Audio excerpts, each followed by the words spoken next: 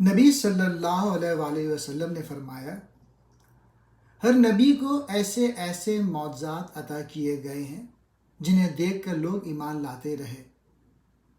البتہ مجھے جو معجزہ دیا گیا وہ قرآن کی وحی ہے جو اللہ تعالیٰ نے مجھ پر نازل کی ہے۔ اس لیے مجھے امید ہے کہ قیامت کے دن میرے پیروکار دوسرے انبیاء کے پیروکاروں سے زیادہ ہوں گے۔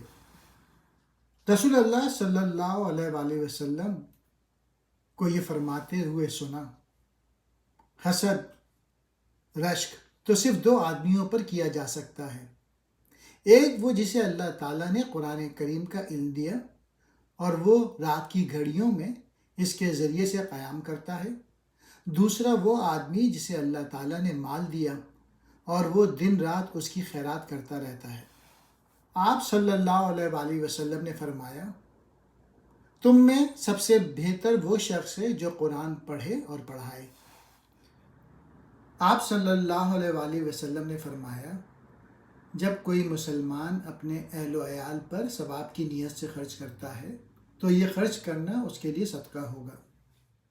نبی صلی اللہ علیہ وآلہ وسلم نے فرمایا، جو شخص بیوگان اور مساکین کا خدمتگار ہے وہ مجاہد فی سبیل اللہ یا رات کو قیام کرنے اور دن کو روزہ رکھنے والے کی طرح ہے۔ نبی صلی اللہ علیہ وآلہ وسلم نے فرمایا، بہترین صدقہ وہ ہے جو دینے والے کو مالدار چھوڑ دے، اور اوپر والا ہاتھ نیچے والے ہاتھ سے بہتر ہے، اور خرچ کی ابتدا ان سے کرو جن کی تم کفالت کرتے ہو۔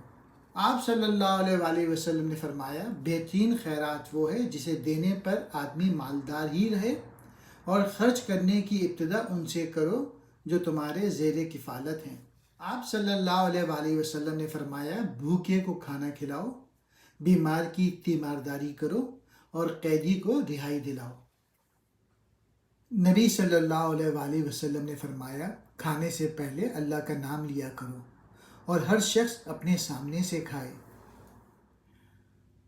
رسول اللہ صلی اللہ علیہ وآلہ وسلم نے فرمایا، دو آدمیوں کا کھانا تین کے لیے کافی ہوتا ہے اور تین آدمیوں کا کھانا چار کے لیے کافی ہوتا ہے۔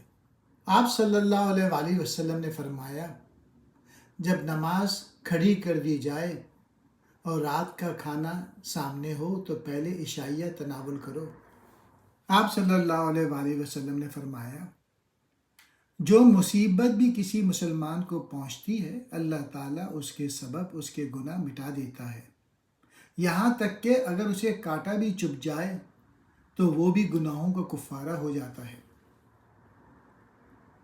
نبی صلی اللہ علیہ وآلہ وسلم کو یہ فرماتے ہوئے سنا، اللہ تعالیٰ کا ارشاد ہے، جب میں اپنے بندے کی دو محبوب چیزوں سے آزمائش کرتا ہوں اور وہ صبر کرتا ہے تو اس کے عوض میں اسے جنت عطا کرتا ہوں۔ دو محبوب چیزوں سے مراد اس کی دو آنکھیں ہیں۔ رسول اللہ صلی اللہ علیہ وآلہ وسلم جب کسی مریض کے پاس تشریف لے جاتے یا کوئی مریض آپ کے پاس لایا جاتا تو آپ صلی اللہ علیہ وآلہ وسلم اس کے لیے یوں دعا کرتے، اے لوگوں کے رب، بیماری دور کر دے، شفا عطا فرما، تو ہی شفا دینے والا ہے، تیری شفا کے علاوہ کوئی شفا نہیں، ایسی شفا دے جس کے بعد کوئی مرض باقی نہ رہے۔ ارشاد باری تعالیٰ ہے، اس شہد میں لوگوں کے لیے شفا ہے۔ آپ صلی اللہ علیہ وآلہ وسلم نے فرمایا، بلا شبہ کلونجی میں سام کے علاوہ ہر مرض کی شفا ہے۔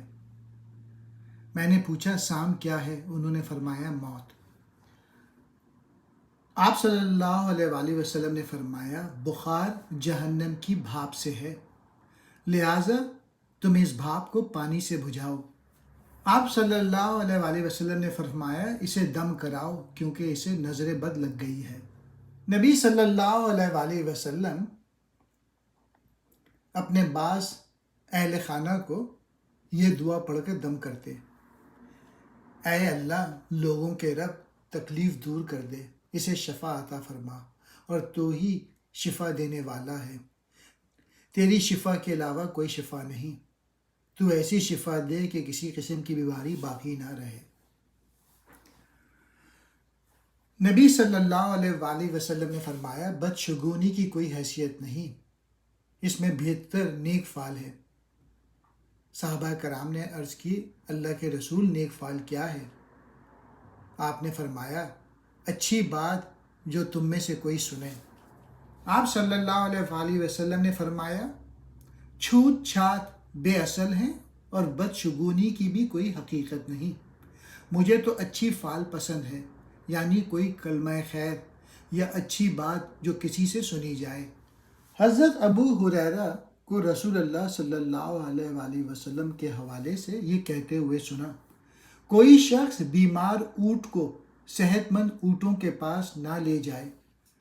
نبی صلی اللہ علیہ وسلم نے فرمایا کھاؤ پیو پہنو اور صدقہ کرو، لیکن اسراف اور فخر و مباحات کا اظہار نہ ہو۔ آپ صلی اللہ علیہ وسلم نے فرمایا جو کوئی لا الہ الا اللہ کہے اور اسی عقیدے پر فوت ہو جائے تو وہ جنت میں داخل ہوگا۔ ابو عبداللہ امام بخاری رحمۃ اللہ نے کہا یہ حکم اس وقت ہے جبکہ موت کے وقت کہے یا اس سے قبل توبہ کرے اور شرمسار ہو جائے، پھر لا الہ الا اللہ کہے تو اس سے پہلے کے تمام گناہ معاف کر دیے جائیں گے۔ آپ صلی اللہ علیہ وسلم نے فرمایا اللہ تعالیٰ نے تم پر ماؤں کی نافرمانی، ناحق مطالبات اور لڑکیوں کو زندہ درگور کرنا حرام قرار دیا ہے، نیز فضول باتوں، کثرت سوال اور مال کی بربادی کو بھی ناپسند کیا ہے۔ یتیم کی کفالت کرنے کی فضیلت۔ آپ صلی اللہ علیہ وسلم نے فرمایا میں اور یتیم کی نگہداشت کرنے والا جنت میں اس طرح ہوں گے۔ پھر آپ نے شہادت والی اور درمیانی انگلی کو ملا کر اشارہ فرمایا۔ نبی صلی اللہ علیہ وسلم نے فرمایا بیواؤں اور مساکین کے لیے بھاگ دوڑ کرنے والا اللہ کے راستے میں جہاد کرنے والوں کی طرح ہے، یا وہ اس شخص کی طرح ہے جو دن کو روزے رکھتا ہے اور رات کو قیام کرتا ہے۔ لوگوں اور حیوانات پر رحم کرنا۔ حضرت ابو ہریرہ سے روایت ہے کہ رسول اللہ صلی اللہ علیہ وسلم نے فرمایا ایک آدمی راستے میں چل رہا تھا، اس دوران میں اسے شدت کی پیاس لگی، اس نے ایک کنواں پایا، اس میں اتر کر اس نے پانی پیا، جب باہر نکلا تو اس نے وہاں کتا دیکھا جو ہانپ رہا تھا اور پیاس کی وجہ سے تری چاٹ رہا تھا۔ اس شخص نے خیال کیا کہ اس کتے کو پیاس سے وہی تکلیف پہنچی ہوگی جو مجھے پہنچی تھی، چنانچہ وہ پھر کنویں میں اترا، اپنے جوتے میں پانی بھرا اور منہ سے پکڑ کے اسے باہر لایا، پھر کتے کو پلایا۔ اللہ تعالیٰ نے اس کے عمل کی قدر کرتے ہوئے اسے بخش دیا۔ صحابہ کرام نے عرض کی اللہ کے رسول کیا ہمیں جانوروں کے ساتھ اچھا برتاؤ کرنے کا بھی اجر ملے گا؟ آپ صلی اللہ علیہ وسلم نے فرمایا تمہیں ہر ترجگر رکھنے والے سے اچھا برتاؤ کرنے میں اجر ملے گا۔ آپ صلی اللہ علیہ وسلم نے فرمایا تم اہل ایمان کو ایک دوسرے پر رحم کرنے، آپس میں محبت کرنے اور ایک دوسرے سے شفقت کے ساتھ پیش آنے میں ایک جسم کی مانند دیکھو گے، جس کے ایک عضو کو اگر تکلیف پہنچے تو سارا جسم بے قرار ہو جاتا ہے، اس کی نیند اڑ جاتی ہے اور سارا جسم بخار میں مبتلا ہو جاتا ہے۔ آپ صلی اللہ علیہ وسلم نے فرمایا جو مسلمان کوئی پھلدار درخت لگاتا ہے پھر اس سے انسان اور حیوانات کھاتے ہیں تو لگانے والے کے لیے وہ صدقہ بن جاتا ہے۔ آپ صلی اللہ علیہ وسلم نے فرمایا ہر اچھا کام اور ہر اچھی بات صدقہ ہے۔ آپ صلی اللہ علیہ وسلم نے فرمایا جو شخص جھوٹ بولنا، اس کے مطابق عمل کرنا اور جہالت کی باتیں ترک نہ کرے تو اللہ تعالیٰ کو اس کے روزے کی کوئی ضرورت نہیں کہ وہ کھانا پینا ترک کرے۔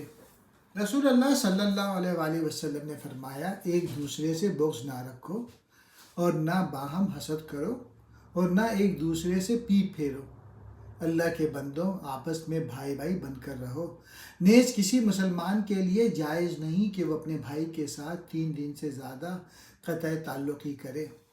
ایک دیہاتی نے مسجد میں پیشاب کر دیا، آپ صلی اللہ علیہ وسلم نے اپنے صحابیوں سے فرمایا اسے چھوڑ دو اور اس کے پیشاب پر ایک ڈول پانی بہا دو، تم تو صرف آسانی کرنے والے بنا کر بھیجے گئے ہو، تم تنگی کرنے والے بنا کر نہیں بھیجے گئے۔ آپ صلی اللہ علیہ وآلہ وسلم نے فرمایا مومن کو ایک سوراخ سے دوبارہ ڈنگ نہیں لگ سکتا۔ آپ صلی اللہ علیہ وآلہ وسلم نے فرمایا جو شخص اللہ پر ایمان اور یوم آخرت پر یقین رکھتا ہو وہ اپنے پڑوسی کو تکلیف نہ دے۔ جو شخص اللہ پر ایمان اور یوم آخرت پر ایمان رکھتا ہو اسے چاہیے کہ اپنے مہمان کا اکرام کرے، اور جو شخص اللہ پر ایمان اور آخرت پر یقین رکھتا ہو اسے چاہیے کہ اچھی بات کہے یا پھر چپ رہے۔